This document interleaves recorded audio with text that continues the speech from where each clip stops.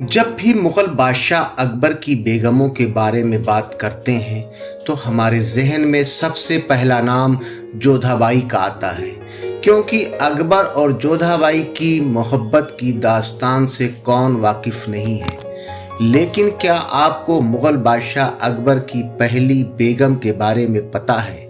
अगर नहीं तो आपको आपकी जानकारी के लिए बता दें कि अकबर की कुल कितनी बेगमें थीं।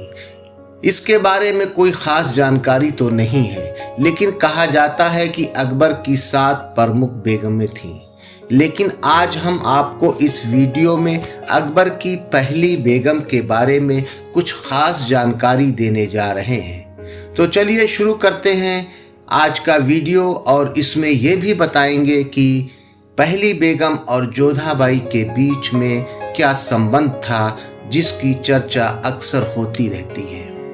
दोस्तों, मुगल साम्राज्य का दौर सन 1526 से शुरू हुआ, जिसकी स्थापना बाबर ने पानीपत की पहली लड़ाई में इब्राहिम लोदी को हरा कर की थी।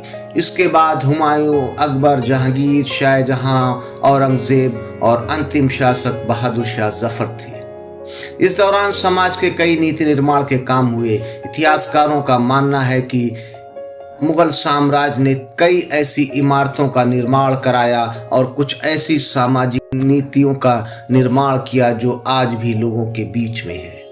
लेकिन हम आज यहाँ पर अकबर की पहली बेगम के बारे में बात कर रहे हैं, तो कई लोगों को ये भी जानकारी नहीं होगी कि अकबर की पहली बेगम कौन थी और उनका नाम क्या था। आपको बता दें कि अकबर की पहली पत्नी का नाम रुक़ैया सुल्तान बेगम था।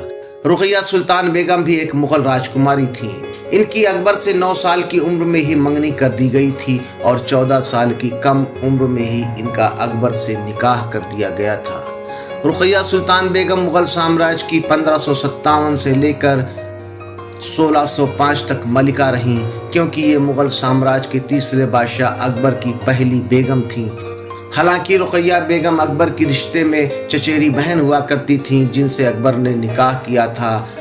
रुक़ैया बेगम अकबर की बेहद ख़ास और पसंदीदा बेगम हुआ करती थीं।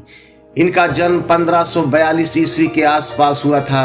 इनके पिता का नाम हिंदाल मिर्ज़ा था, जो अकबर के पिता हुमायूं के छोटे भाई थे। रुक़ैया सुल्तान की परवरिश शुरू से ही शाही घराने में हुई थी, क्योंकि वो मुग़ल ख़ानदान से ही ताल्लुक़ रखती थीं और बेहद शांत और शक्तिशाली महिला थीं, जिन्होंने अपने शासनकाल के दौरान कई ऐतिहासिक काम करवाए थे। रुक़ैया सुल्तान बेगम अकबर को कोई संतान नहीं दे पाईं। अकबर ने कई सालों तक अपनी पहली संतान होने का इंतज़ार किया। उसके बाद अकबर ने सलीमा सुल्तान से शादी कर ली। हालांकि रुक़ैया सुल्तान अकबर से बहुत प्यार करती थीं और रुक़ैया सुल्तान अकबर की सबसे पसंदीदा बेगमों में से भी एक थीं। फिर अकबर की ज़िंदगी में जोधाबाई का आगमन हुआ। जोधाबाई के आने से अकबर की ज़िंदगी पूरी तरह बदल गई। जोधाबाई वो महारानी रही हैं जिन्होंने अकबर को पूरी तरह से बदल दिया, और सभी के बीच में जो प्रेम की भावना अकबर के मन में जागृत हुई, कहा जाता है कि उसकी देन जोधाबाई ही है। हिंदू मुस्लिम एकता के बीच जो भी खाई थी, उसको पाटने का काम जोधाबाई ने ही किया था। अगर हम बात करें जोधाबाई और रुक़ैया सुल्तान बेगम के रिश्तों की, तो इतिहास के पन्नों में मिलता है कि जोधाबाई का रुक़ैया सुल्तान बेगम का बहुत ही ख्याल रखती थीं, और रुक़ैया सुल्तान बेगम भी जोधाबाई का बहुत ख्याल रखती थीं। इसका उदाहरण ये है कि ना तो रुक़ैया सुल्तान बेगम को औलाद हुई थी, ना ही सलीमा सुल्तान बेगम को कोई औलाद हुई थी, लेकिन उन्होंने जोधाबाई के बेटे को अपने बेटे की तरह पाला था। उसकी परवरिश में कोई कमी नहीं होने दी थी। जोधाबाई के बेटे सलीम का हर तरह से वो ख्याल रखती थीं। ऐसा मिलता है कि जोधाबाई और रुक़ैया सुल्तान बेगम के बीच में बहुत ही अच्छे रिश्ते हुआ करते थे।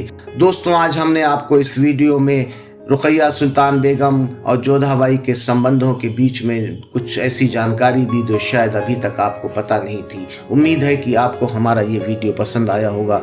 दोस्तों, अगर आपको हमारा ये वीडियो पसंद आया तो आप हमारे चैनल ट्रैवल टू वीज़ा को लाइक कीजिए, सब्सक्राइब कीजिए और इसी प्रकार की वीडियोस को देखने के लिए हमारे साथ जुड़िए। इजाज़त दीजिए, फिर मिलते हैं किसी नए विषय पर कुछ नई चीज़ों के साथ। तब तक के लिए जय हिंद, जय भारत।